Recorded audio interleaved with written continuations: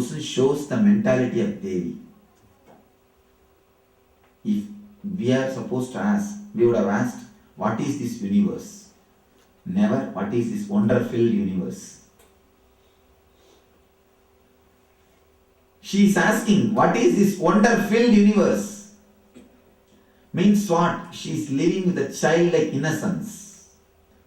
For children, for kids, universe is wonder-filled. Because they don't have logic. They don't think this is the same chair which was there, which was here yesterday. They don't think this is the same room in which they sat yesterday. They don't think this is the same sun which they saw yesterday. They know the truth. Sun is new. This room is new. This chair is new. I am also new.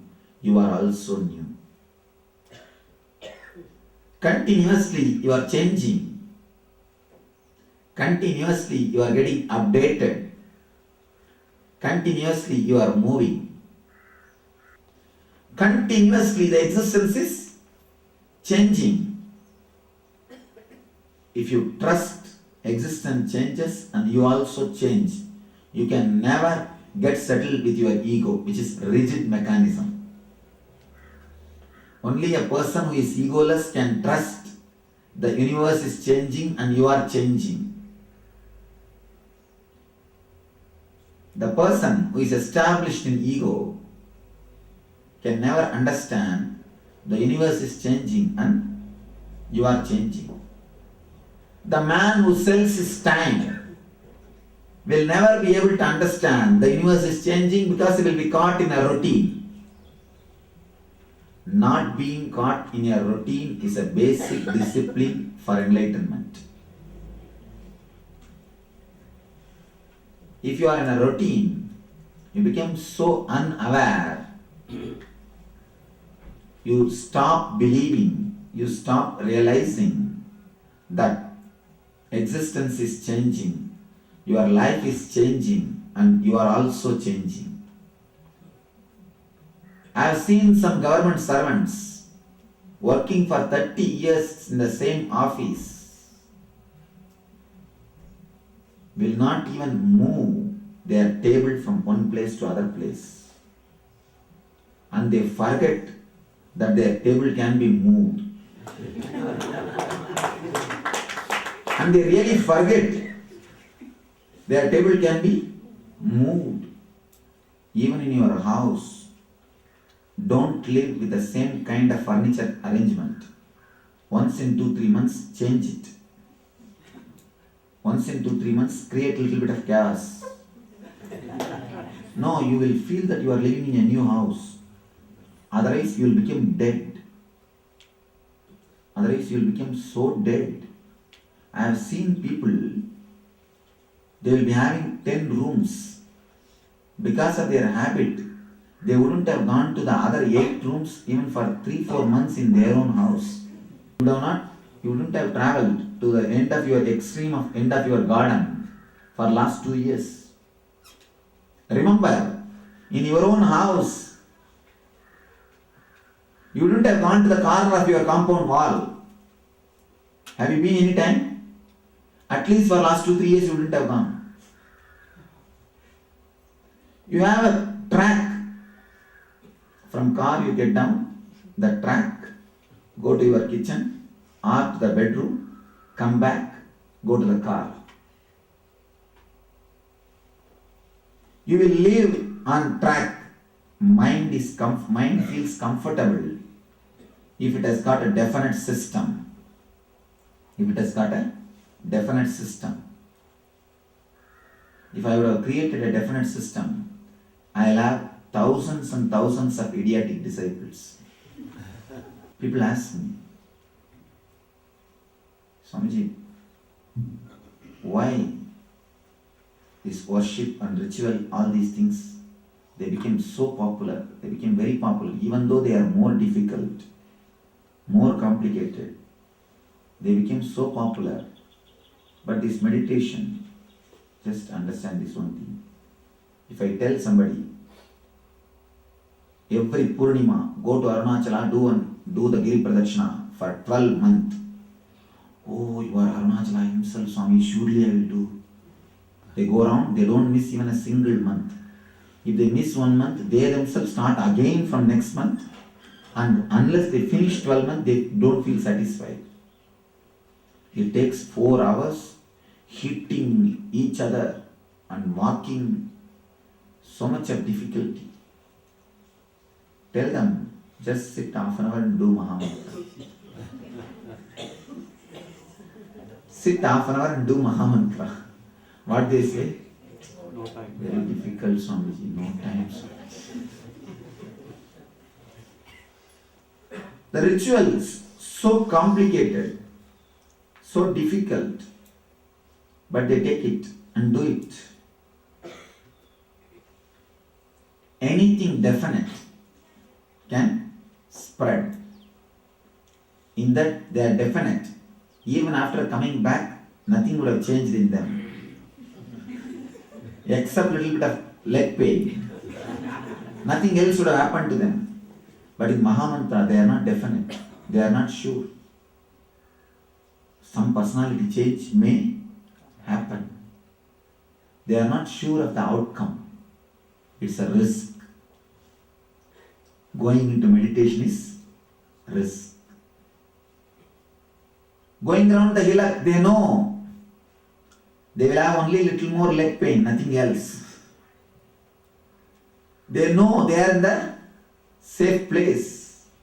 But here, there is a risk. There is a risk. That is why people go to see the Swami in the temples. The temple Swamis became very popular because they don't speak.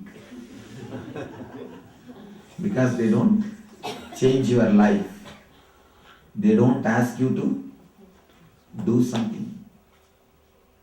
You can do everything, all possible nonsense. Enter into temple, pay 25 rupees and tell your name, your address, your website address and your email ID. And God will prasada siddhi rastu. In the end, Ashtaishwarya prasada siddhi rastu. You will have a garland and prasad and you will feel happy. But here, I will ask you, what are you doing? What's your life? There comes the trouble. Here if you come again and again, either you will be forced to change your life trend because of this atmosphere, or without even your knowledge, you may be inspired by me. You may be inspired by me. Without even your awareness, you may be inspired by me. So there is a danger. Either consciously you have to change, or unconsciously you may start changing. Many people come and tell me, Swamiji, nowadays we started speaking like you. Nalad. We started laughing like you. We started behaving like you. Many people come and tell me, many of your behaviors are coming in me. We start speaking like you. We start using your slang. We start behaving like you. We start acting like you. That's a big danger. I am such a solid force, I may penetrate you. So anything definite is safe. The most definite thing on the planet Earth is your tomb. Graveyard. You are definite about everything in the graveyard. The more and more you start living with definition and security, the more and more you are dying. The more you die, more you live with definitions. You live with the definite realities, definite things, only when you die. That is why if you live in a definite track in your house will have the vibration of a graveyard. Once in a while, dance in your main hall. Your ether will be purified, the ether akasha, the chitagasha. The space in the house will be purified. Once in a while, play some kirtan. Do a little bit dance. That place will be associated with that memories. I assure you, your bedroom is always associated with a nagging attitude. You enter into your bedroom, you will feel that sickness.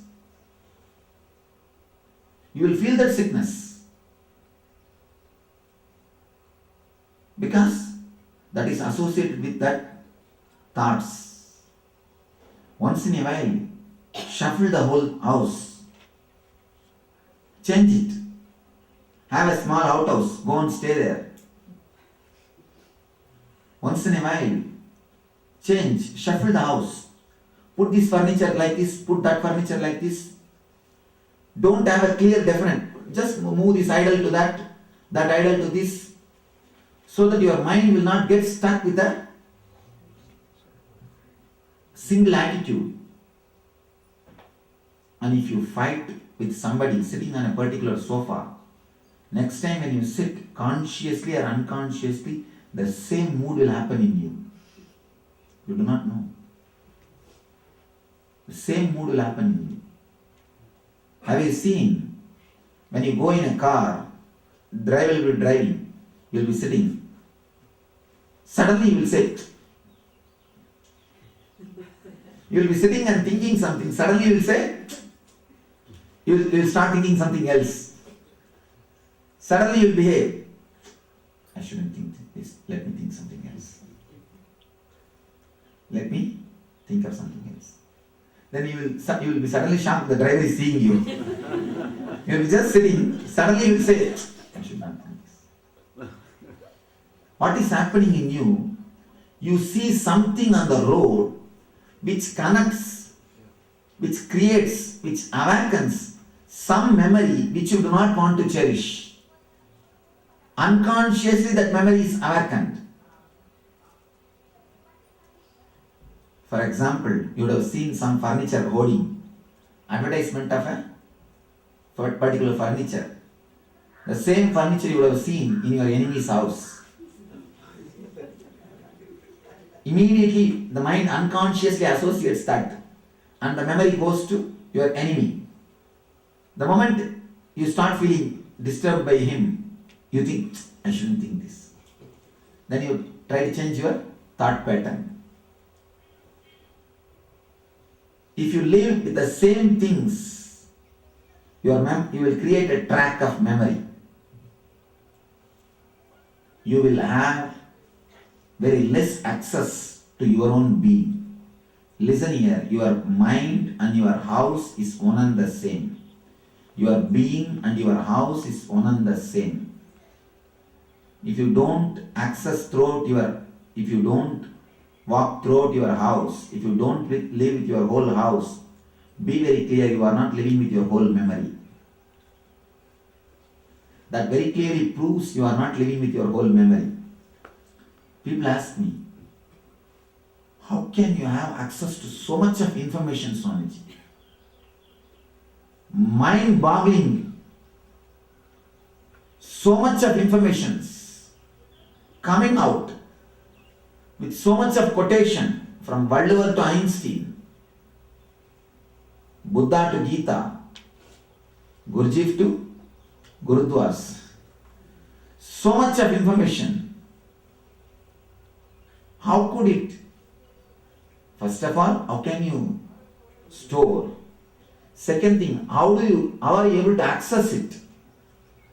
Even if we store, we are not able to access it. Only when some patient comes with a headache, you remember all the headache medicines. Sometimes you forget and remember the stomach pain medicine. How are we able to access? We are not able to access the memories which is there. How are you able to remember? Yesterday suddenly the fox story came. Surely I have also not read that story after the first standard. After the first standard, I have also not read that story. From where? Suddenly the story appears. Clear access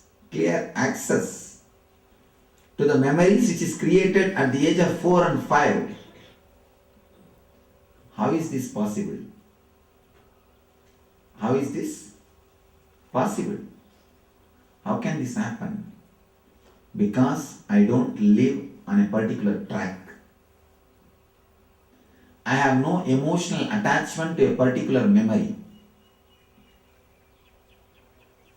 A small story has happened. One guy used to read only philosophy books. He goes to a library. Regularly he will go to library. But straight he will go to philosophy books. That is the only interest. He will read. After 3 years, suddenly he wanted to read some fictitious novels.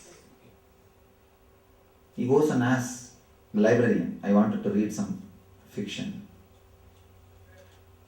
Librarian says, just next cupboard is fiction.